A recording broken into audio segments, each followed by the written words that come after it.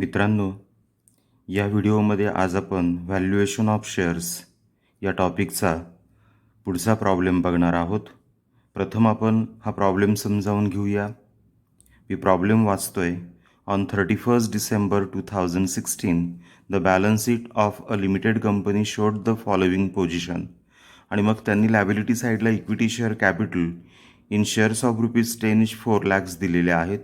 रिझर्वचा balance 90,000 आहे. Profit and loss account 20,000, 5% debentures ₹1 lakhs, current liabilities 1,30,000, अशा total liabilities 7,40,000च्या आहेत. तर इकडे ॲसेट साईडला goodwill ₹40,000, fix assets ₹5 lakhs, current assets ₹2 lakhs. त्यानंतर पुढच्या पॅरेग्राफमध्ये ते सांगताय on 31st December 2016 the fix assets were independently valued at ₹3,50,000 and goodwill at ₹50,000. The net profit for the 3 years were. मग त्यांनी आपल्याला 3 वर्षांचा प्रॉफिट दिलेला आहे. 2014चा 51,600, 2015चा 52,000, 2016चा प्रॉफिट आहे 51,650. पुढे म्हणतात ते of which 20% was place to reserve, this proportion being considered reasonable in the industry in which the company is engaged and here fair investment return may be taken at 10%. आणि मग या सगळ्या इन्फॉर्मेशनच्या आधारे ते आपल्याला compute the value of company shares by the net asset or intrinsic value method and the yield method. तर ह्या 2 मेथडनुसार शेअरचं व्हॅल्युएशन करायला सांगतात. तर चला मित्रांनो, मग आपण या दोन्ही मेथडप्रमाणे या कंपनीच्या शेअरचं व्हॅल्युएशन करूया.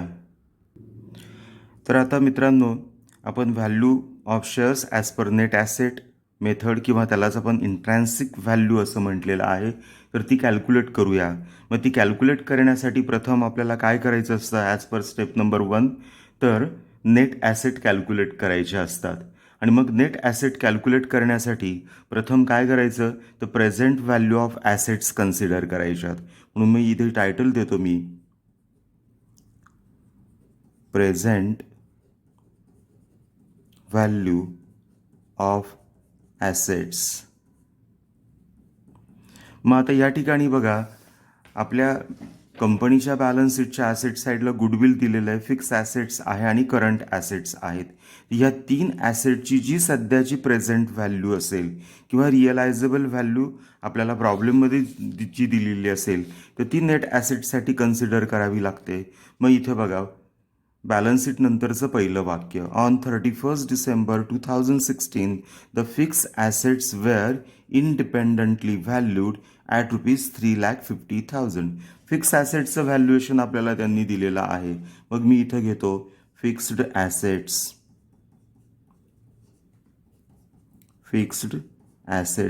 जरी बॅलन्स शीटमध्ये फिक्स ॲसेट 5 lakhs असल्यात तरी आपल्याला 5 lakhs न घेता आजची जी प्रेझेंट व्हॅल्यू आहे ती घ्यावी लागणार आहे. आणि प्रेझेंट व्हॅल्यू आजची आहे 3,50,000. म्हणून मग फिक्स ॲसेटची रक्कम मी घेतली या ठिकाणी 3,50,000. पुढे म्हटले अँड द गुडविल ॲट ₹50,000. जरी बॅलन्स शीटमध्ये गुडविलची रक्कम 40,000 असली तरी ती न घेता आपल्याला जी रिवाइज व्हॅल्यू दिलेली आहे ती नेट ॲसेटसाठी कन्सिडर करावी लागते. म्हणून गुडविल ₹50,000 ती आपण या ठिकाणी नेट ॲसेट कॅल्क्युलेटसाठी कन्सिडर करणार आहोत. आता त्यानंतर पुढे म्हटलं तर net profit for the 3 years, 3 वर्षांचा नेट प्रॉफिट दिलाय, परंतु करंट इयरची मात्र प्रेझेंट व्हॅल्यू किंवा रिअलायझेबल व्हॅल्यू दिलेली नाही. मग नेट ॲसेट काढताना जर एखाद्या ॲसेट किंवा लॅबिलिटीची जर करंट व्हॅल्यू दिलेली नसेल तर अशा वेळेस ती व्हॅल्यू कोणती घ्यायची, तर जी बॅलन्स शीटमध्ये असेल तीच आपल्याला घ्यावी लागते. म्हणून आपण बॅलन्स शीटमध्ये जी व्हॅल्यू आहे तीच घेणार आहोत तिथे करंट ॲसेट्स. म्हणून मी इथं करंट ॲसेट्स ज्या ॲज पर बॅलन्स शीट आपल्याला त्यांनी दिलेली आहे तीच इथं आपण घेणार आहोत ₹2 lakhs. तर या पद्धतीने आपण ह्या 3ही ॲसेटची जी काही आपल्याला प्रेझेंट व्हॅल्यू आहे तर ती इथं घेता येईल. त्यानंतर आता आपण ह्या 3ही ॲसेटच्या अमाऊंटची टोटल करूया आणि ती येते ₹6 lakhs एवढी. आणि याला मी म्हटलं टोटल व्हॅल्यू ऑफ ॲसेट्स. तर नेट ॲसेट काढण्यामध्ये प्रथम आपण ॲसेटची जी प्रेझेंट टोटल व्हॅल्यू असेल ती घ्यायची आणि मग त्यामधनं काय करायचं तर लॅबिलिटीज वजा करायच्या, म्हणून लेस लॅबिलिटीज. तर त्या आता आपण वजा करणार आहोत. मग चला बॅलन्स शीटच्या लॅबिलिटी साईडला इक्विटी शेअर कॅपिटल प्रॉफिट आणि रिझर्व हे जे 3 बॅलन्स हे कोण बिलॉंग्स करतं ते इक्विटी शेअर होल्डर. त्यामुळे त्या काही लॅबिलिटीज नाही आहे. परंतु पुढे बघा 5% डिबेंचर आणि करंट लॅबिलिटीज ह्या 2 अमाऊंट दिलेल्या आहेत. या दोन्ही आपल्या एक्सटर्नल लॅबिलिटीज आहे आणि त्या या ठिकाणी नेट ॲसेट कॅल्क्युलेट करताना आपल्याला डिडक्ट कराव्या लागतील. म्हणून इथे घेतो मी लेस लॅबिलिटीजमध्ये फर्स्ट 5% डिबेंचर्स आणि 5% डिबेंचरची अमाऊंट मला त्यांनी दिलेली आहे ₹1,00,000. तर ती इथं मी घेतली ₹1,00,000. नंतर आहे करंट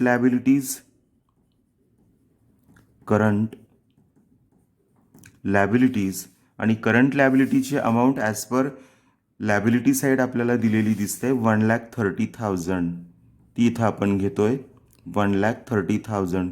दोन्ही लॅबिलिटीची मी टोटल केली ती येते 2,30,000 याप्रमाणे. आणि आता हे जे काही 2,30,000 आहे हे मी आता 6,00,000मधनं मायनस करणार आहे आणि ते मायनस केल्यानंतर मला नेट ॲसेट मिळतात 3,70,000. बरोबर. तर ह्या आल्या माझ्या नेट ॲसेट्स. बरोबर, नेट ॲसेट्स. आता या नेट ॲसेटवर पहिला अधिकार कोणाचा असतो तर प्रेफरन्स शेअर होल्डरचा. पण ह्या प्रॉब्लेममध्ये आपल्याला प्रेफरन्शियल कॅपिटल दिलेलं नाही आहे. त्यामुळे ही संपूर्ण 3,70,000ची जी काही अमाऊंट आपण काढली आहे नेट ॲसेटची ही कोणासाठी अवेलेबल असणार आहेत तर इक्विटी शेअर होल्डरसाठी. त्यामुळे net asset available for equity share holder आणि ती अमाऊंट आपल्याला माहीत झाली 3,70,000 एवढी. तर या पद्धतीने नेट ॲसेट कॅल्क्युलेट केल्यानंतर मित्रांनो आता आपण इंट्रॅन्सिक value per equity share calculate करूया. म्हणून आपण त्याचा जो फॉर्म्युला आहे तर तो घेऊया intrinsic value per equity shares is equal to आणि त्याचा फॉर्म्युला काय आहे तर net assets available for equity share holder divided by total number of equity shares. तर हा तो फॉर्म्युला आहे. तर मित्रांनो चला मग या फॉर्म्युल्यामध्ये आपण फिगर टाकूया. नेट ॲसेट आपल्याला किती आहे 3,70,000 divided by number of equity shares किती आहेत ॲज पर आवर प्रॉब्लेम. तर बघा आता इथे लॅबिलिटी साईडला या equity share capital in shares of ₹10 each आणि रक्कम दिलेली आउटरला 4,00,000. इक्विटी कॅपिटल 4,00,000 आहे आणि एक शेअर ₹10 आहे. मग जर आपण 4,00,000 ह्या कॅपिटलच्या अमाऊंटला अमाऊंट ऑफ ₹1 शेअरने जर डिवाइड केलं तर आपल्याला काय मिळेल total number of equity shares मिळतील. मग 4,00,000 डिवायडेड बाय 10 म्हणजेच किती रक्कम आली किती शेअर्स आले तर 40,000 शेअर्स आलेत. म्हणून या ठिकाणी डिवायडेड बाय 40,000. तर या पद्धतीने मित्रांनो आपण इक्विटी शेअरची रक्कम शोधली आणि ती डिवाइड केली. आता 3,70,000 डिवायडेड बाय 40,000 म्हणजेच या ठिकाणी एका शेअरची net asset value method net ॲसेटची रक्कम आपल्याला प्राप्त होते ती 9.25. यालाच आपण म्हटलं आहे की intrinsic value per equity shares is ₹9.25 एवढी. तर या पद्धतीने मित्रांनो प्रथम काय केलं आपण पहिल्या मेथडनुसार आपण शेअरचं व्हॅल्युएशन केलं. आता आपण दुसऱ्या मेथडकडे जाऊया. बरोबर, ही आपली पहिली मेथड होती इंट्रिन्सिक व्हॅल्यू ती शोधली. आता त्यांनी आपल्याला प्रॉब्लेममध्ये बघा यील्ड मेथडने प्रॉब्लेम सॉल्व करायला सांगितलेला आहे. मग चला तर आता यील्ड मेथडनुसार आता आपण सोल्युशन करूया. मग मी इथं टायटल देतो मार्केट व्हॅल्यू किंवा yield method. Valuation of shares as per yield method. As per yield method. मग आता यील्ड मेथडनुसार आपल्याला शेअरचं व्हॅल्युएशन करायचं आहे. तर त्यासाठी पुन्हा एकदा आपण प्रॉब्लेमकडे जाऊया. आता या प्रॉब्लेममध्ये आपल्याला बॅलन्स शीट दिलेलं होतं. बॅलन्स शीट नंतरच्या ज्या काही 2 लाईन्स आहेत ह्या आपण पहिल्या मेथडच्या कॅल्क्युलेशनमध्ये कन्सिडर केल्यात. पुढे बघा, the net profit for the 3 years were, 3 वर्षांचा प्रॉफिट दिलेला आहे. मग आता हा जो 3 वर्षांचा प्रॉफिट आहे या आधारावर काय करू शकतो आपण, तर average profit available for distribution to equity share holder आपल्याला शोधता येईल की नाही. तर तो आता आपल्याला या यील्ड मेथडमध्ये कॅल्क्युलेट करावा लागणार आहे. तर चला मग valuation of shares as per yield मेथडमध्ये प्रथम काय करायचं, तर एक्सपेक्टेड जो प्रॉफिट आहे तो कॅल्क्युलेट करायचा असतो. म्हणजे पहिली जी, आता समजा मी याला स्टेप नंबर 1 असं म्हटलं तर काय म्हणणार आपण याला, तर expected profit available for equity share holders. तर तो आता आपल्याला कॅल्क्युलेट करावा लागेल. आणि त्यासाठी मग मागील 3 वर्षांचा जो परफॉर्मन्स आहे तर तो आपल्याला मदतीसाठी येतो. मग तिथं त्यांनी the net profit for the 3 years म्हटलेलं आहे. मग ह्या 3 वर्षांचा जो प्रॉफिट आहे त्याची जी काय ॲव्हरेज अमाऊंट असेल तर ती आपण ह्या ठिकाणी एक्सपेक्टेड प्रॉफिट कॅल्क्युलेट करण्यासाठी गृहीत धरणार आहोत. मग मी तो घेतो. बघा, इथं 2 वर्षांचा प्रॉफिट त्यांनी मला दिले, 3 वर्षांचा प्रॉफिट दिलेला आहे.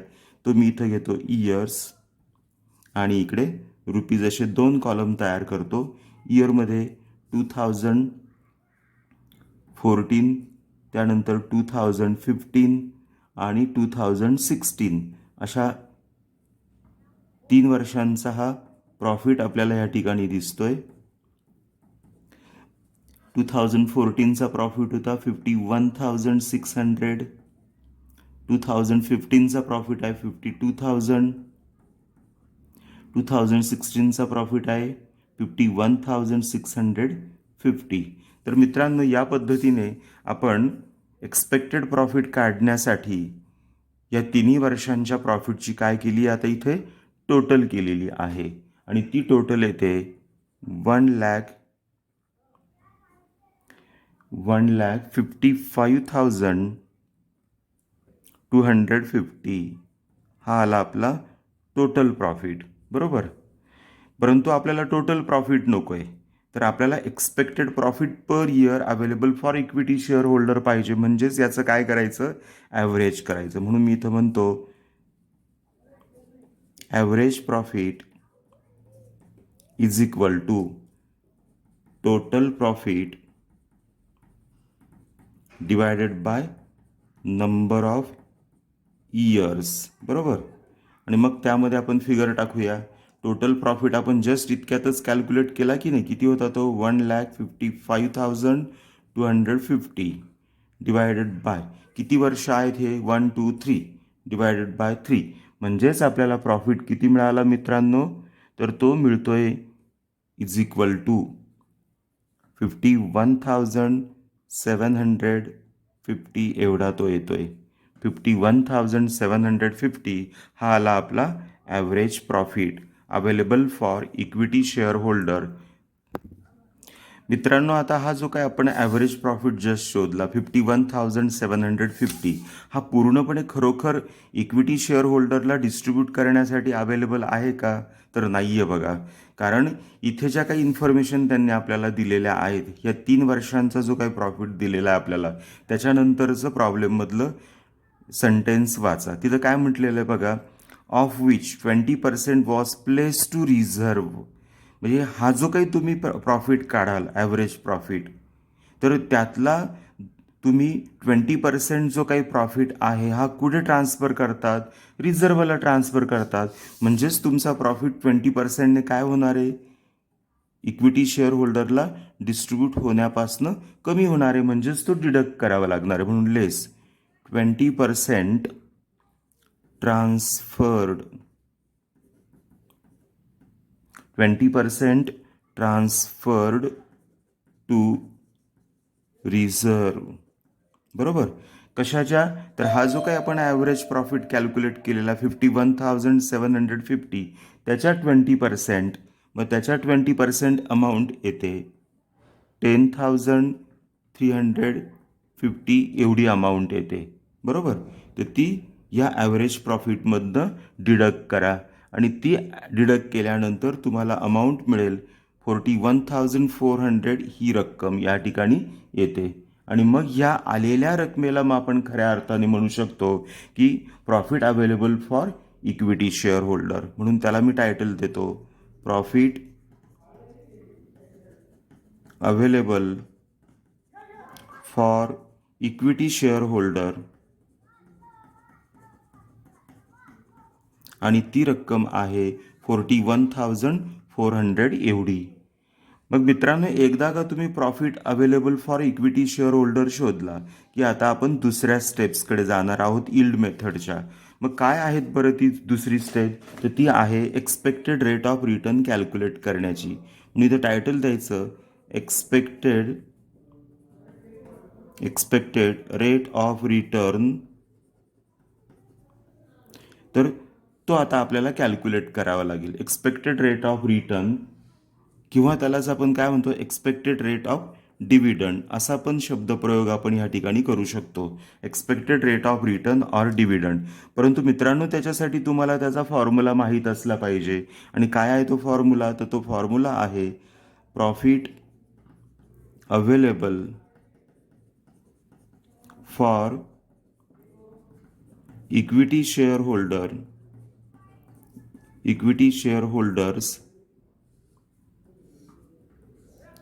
divided by total equity capital into 100. तर या फॉर्म्युल्याची मदत घेऊन आपण expected rate of return calculate करू शकतो. चला मग या फॉर्म्युल्यामध्ये फिगर टाकूया.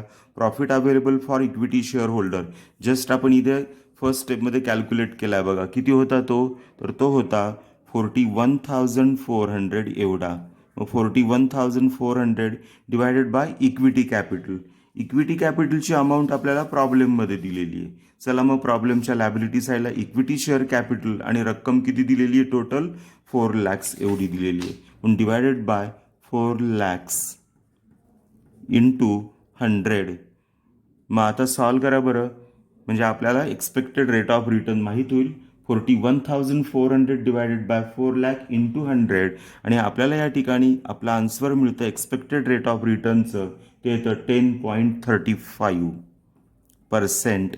तर हा आला आपला एक्सपेक्टेड रेट ऑफ रिटर्न. मित्रांनो, एकदा का तुम्ही एक्सपेक्टेड रेट ऑफ रिटर्न शोधला का यील्ड व्हॅल्यूसाठी आपल्याला आता पुढच्या स्टेपकडे जावं लागतं. त्यामध्ये प्रत्यक्ष आपण यील्ड व्हॅल्यू कॅल्क्युलेट करण्याचा फॉर्म्युलाच घेणार असतो. म्हणून थर्ड स्टेपमध्ये मी घेतोय yield value per share yield value per share is equal to, आणि मग तो माहीत असला पाहिजे आपल्याला तो फॉर्म्युला. आणि तो काय आहे? तर तो आहे expected rate of return divided by normal rate of return into paid up value per shares. तर या पद्धतीने आपल्याला यील्ड व्हॅल्यूचा हा फॉर्म्युला लर्न करायचा आहे. Expected rate of return divided by normal rate of return into paid up value per shares. मग मित्रांनो, चला बरं त्यामध्ये आपण फिगर टाकूया. Expected rate of return just आपण सेकंड स्टेपमध्ये तो कॅल्क्युलेट केला होता. किती होता तो? 10.35. Divided by normal rate of return हा कुठं दिलेला असतो, तर हा प्रॉब्लेममध्ये असतो. तर चला प्रॉब्लेममध्ये शेवटचं वाक्य बघा, या प्रॉब्लेममध्ये आहे ते दिलेलं 20%च्या पुढे बघा, of which 20% was place to reserve, this proportion being consider reasonable in the industry in which the company is engage and here the fair investment return may be taken at 10%. म्हणजे ह्या इंडस्ट्रीमधला नॉर्मल रेट ऑफ रिटर्न हा 10% एवढा आहे, म्हणून divided by 10 into paid up value per shares. ही paid up value कुठं दिलेली असते, तर बॅलन्स शीटच्या लायबिलिटी साईडला इक्विटी शेअर कॅपिटलमध्ये बघा, equity share capital in shares of ₹10 इच आणि आउटरला 4 लाख, म्हणजे एक शेअरची पेडअप व्हॅल्यू ₹10 एवढी आहे, इंटू 10 करा. तर या पद्धतीने आपल्याला यील्ड शोधता येईल. आणि हा जर फॉर्म्युला आपण सॉल्व केला तर आपल्याला आपला आन्सर मिळतंय 10.35. तर ही आली आपली यील्ड मेथडनुसार शेअरची व्हॅल्यू आणि ती येते 10.35. तर मित्रांनो, या पद्धतीने आपल्याला या दोन्ही मेथडनुसार म्हणजे इंट्रिन्सिक व्हॅल्यू आणि यील्ड व्हॅल्यू माहीत झाली. आणि जर का तुम्हाला प्रॉब्लेममध्ये फेअर व्हॅल्यू विचारली असेल तर मग काय करायचं असतं, तर ह्या पहिल्या दोन मेथडनुसार तुम्ही जी काही व्हॅल्यू शोधलेली आहे शेअरची त्याची फक्त सिम्पली टोटल करून 2ने डिव्हाइड करायचं. म्हणून मी इथे स्टार करून फेअर व्हॅल्यू घेतोय. If fair value is required, then if fair value is required, then मग फेअर व्हॅल्यूचा फॉर्म्युला काय आहे तो मी इथं घेतो. Fair value is equal to intrinsic value plus yield value